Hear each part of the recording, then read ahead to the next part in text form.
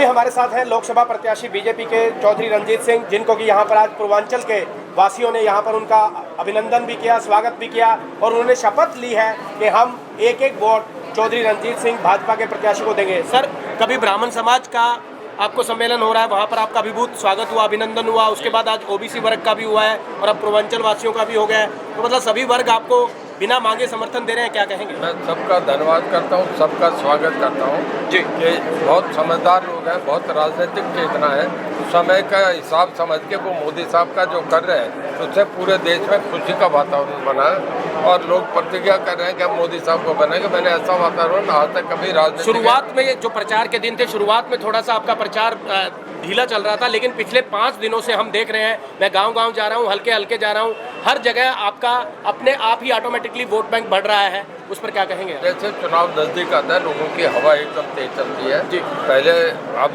सब लोग आके लग गए, पहले कोई आसाम में ड्यूटी थी, किसी के राजस्थान में ड्यूटी थी, अब सब जो हमारे जितने पार्टी के जितने सीनियर आदमी थे सब आके अपने हल्कों में लग गए और बड़ा अद्भुत सम्मेलन है कि सारे लोग कहीं आपस में विरोध हो, सब हम इकट्ठे हो गए। हिसार विधानसभा से सर सारे हम भारतीय जनता पार्टी के लोग हैं, सब इकट्ठे होकर चल रहे हैं। कांग्रेस में आपस में एक लड़ाई है, हुड्डा वर्सेज अदर्स हो रहे हैं, जो हुड्डा को छोड़ के बाकी सारे कांग्रेस को डुबोने में लग रहे हैं, इस करके हम तो अपने आप ही आगे तेजी से। आज मुझे बरवाला के अंदर कुछ रोहतक के लोग मिले, वो ये कह रहे हैं कि पिता और पुत्र सिर्फ रोहतक में ही लगे हुए हैं और भूपेंद्र सिंह हुड्डा अभी किसी प्रत्याशी का प्रचार करने भी नहीं आए, सिर्फ नॉमिनेशन में आए थे, बाकी सिर्फ वो रोहतक में लगे हुए। क्या कहेंगे आप? हुड्डा साहब को अपना बचाना मुश्किल हो रहा है, इस करके मैं नहीं मानता कि वो कहीं रोहतक से बाहर जा सकेंगे, बड़ी मुश्किल होगी।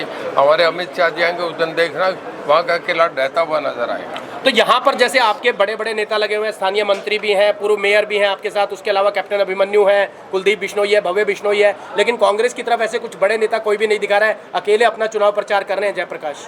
है ही नहीं, उनके पास है भी नहीं, उनके पास कहीं कोई चेहरा ही नहीं है। मैंने बताया ना, एक हुड्डा वो अपने बेटे के चुनाव में लग गया, बाकी सारे जितने कांग्रेस है वो सारे उसके खिलाफ है, उसकी कार्यप्रणाली से, उसके वर्किंग से हर आदमी विरोध कर रहा है। ऐसा निरंकुश कांग्रेस को कोई भी बर्दाश्त नहीं कर। जयप्रकाश जो प्रत्याशी है कांग्रेस के, मैंने खुद स्वयं ने उनसे प्रश्न किया था कि क्या आप वीरेंद्र सिंह से उचाना में वोट मांगने जाएंगे, तो उन्होंने कहा था कि मैं फ़ोन कर लूँगा। इस पर क्या प्रतिक्रिया है आपकी? देखिए, वो क्या करे, ये उसका मामला है पार्टी में। वो वीरेंद्र सिंह जी बहुत इज्जतदार आदमी है, मुझे नहीं लगता है ऐसे हल्के आदमी की कोई बात सुनेगा। धन्यवाद हमसे बात करने के लिए। धन्यवाद। हमारे साथ स्थानीय मंत्री हैं कमल गुप्ता, उनसे भी बात कर लेते हैं। क्या माहौल लग रहा है सर? नमस्कार। माहौल आपको नज़र आ रहा है, सब लोगों के चेहरे, सबकी बॉडी लैंग्वेज और सब एक स्वर में बोलते हैं कि इस बार फिर मोदी सरकार। तो क्या और मोदी देश की आन बान शान और देश का स्वाभिमान, देश का गौरव। ये चुनाव गली मोहल्ले का नहीं है, ये देश के चुनाव, देश की इज्जत का सवाल है, देश को बनाने का सवाल है, देश के श्री राम का मुद्दा है, धारा 370 का मुद्दा है। पिछली बार आप अकेले विधानसभा में प्रचार कर रहे थे, गौतम सरदाना जी साथ थे, अभी सावित्री जिंदल जी भी आपके साथ आ गई हैं। पिछली दफा जो हिसार विधानसभा के जितने बूथ थे जी, उन सब बूथों पे हरियाणा में हिसार ही एक ऐसी विधानसभा थी जिसके हर बूथ पर भारतीय जनता पार्टी जीती थी।